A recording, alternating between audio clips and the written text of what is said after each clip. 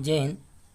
हमने आपको पढ़ाया था शब्द विचार, जिसमें हमने आपको वाक्य किसे कहते हैं वो भी समझा दिया, वाक्य कितने अंग होते हैं और उद्देश्य विधेय क्या होता है उसको भी समझा दिया, और वाक्य के भेद यानी रचना या बनावट के आधार पर वाक्य कितने भेद हैं, 3 भेद हैं, सरल वाक्य, संयुक्त वाक्य, मिश्र वाक्य।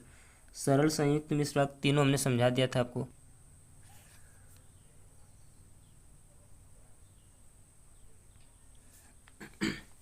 अब हम पढ़ेंगे अर्थ के आधार पर वाक्य के भेद।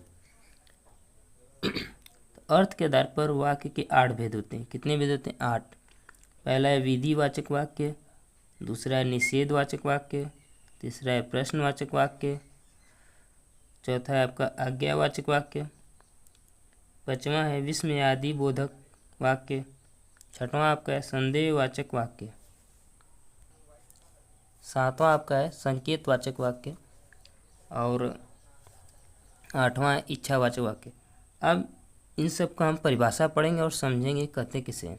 तो पहला हमारा है विधिवाचक वाक्य, है ना। तो हमने लिखा है जिन वाक्यों में क्रिया के करने या होने का सामान्य कथन पाया जाता है, जिन वाक्यों में क्रिया के करने या होने का सामान्य कथन पाया जाता है उन्हें विधि सूचक या विधिवाचक वाक्य कहते हैं, है ना। तो सामान्य, जैसे हमने बोला अब हम घर चलेंगे, तो इसमें एक सामान्य क्रिया कि अब हम घर चलेंगे, ठीक ना। अब दूसरा हमारा निषेधवाचक वाक्य, जिस वाक्य में किसी काम का ना होना प्रकट हो उसे निषेधवाचक वाक्य कहते हैं। इन वाक्यों में नहीं, न, ना, मत आदि शब्दों का प्रयोग किया जाता है, ठीक ना। निषेधवाचक वाक्य आप समझ में आया होगा, यानी जिस वाक्य में किसी काम का न होना प्रकट हो उसे हम निषेधवाचक वाक्य कहते हैं। इसे हम निगेटिव भी बोल सकते हैं, जिससे आप समझिए। हमने बोला हम बाजार नहीं जा रहे हैं, यानी किसी भी शब्द को आप नकारेंगे, ठीक ना। जैसे मैं किताब नहीं पढ़ रहा हूँ, निषेध हो रहा है, ठीक, जिसमें नहीं शब्द हो यानी मना करना एक तरफ से। अब हम पढ़ेंगे प्रश्नवाचक वाक्य किसे कहते हैं।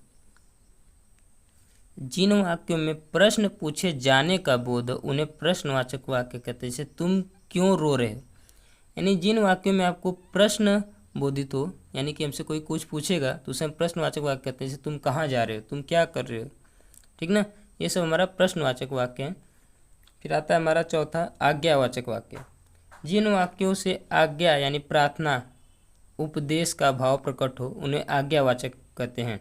आज्ञावाचक मतलब होता है ऑर्डर, यानी हम जिन शब्दों से हमें किसी के प्रति आज्ञा या उपदेश का महसूस हो, जिसको हमें पालन करना होता है, ठीक ना, उसे हम आज्ञावाचक कहते हैं। जैसे सदा सत्य बोलो, बुरी रास्ता पर ना चलो, ये सब हमारा आज्ञावाचक हो गया। फिर पांचवा हमारा है विस्मयादि बोधक वाक्य, जिन वाक्यों में हर्ष, शौक, दुख या विस्म का भाव प्रकट हो उसे विस्मयादि वाक्य कहते हैं। विस्मयादि वाक्य यानी जिसमें में दुख हो, किसी चीज़ का महसूस हो, अनुभव हो, ठीक ना, उसे हम विस्मयादि भाव कहते हैं। जैसे मज़ा आ गया, ठीक, मज़ा आ गया, आज उसकी मृत्यु हो गई, आज वह चला गया, मतलब जिसमें मैं दुख, शौक, इन सब का प्रकट हो। फिर आता है हमारा संदेहवाचक।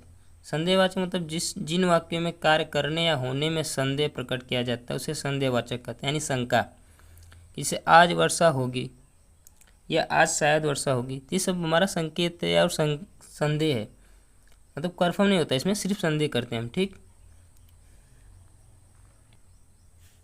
फिर आता है हमारा संकेतवाचक वाक्य, जिन वाक्यों में किसी कार्य के होने या होने के प्रति किसी शर्त का बोध हो, ठीक ना, जिन वाक्यों में किसी कार्य के होने या होने के प्रति किसी शर्त का बोध हो उसने संकेतवाचक वाक्य कहते हैं।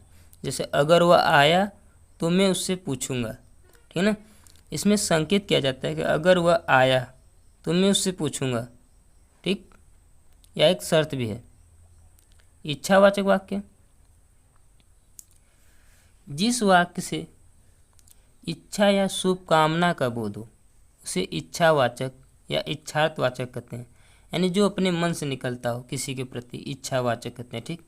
जैसे काश तुम यहाँ होते, काश हम पास हो जाते, ईश्वर आपका भला करे, ये सब इच्छा है।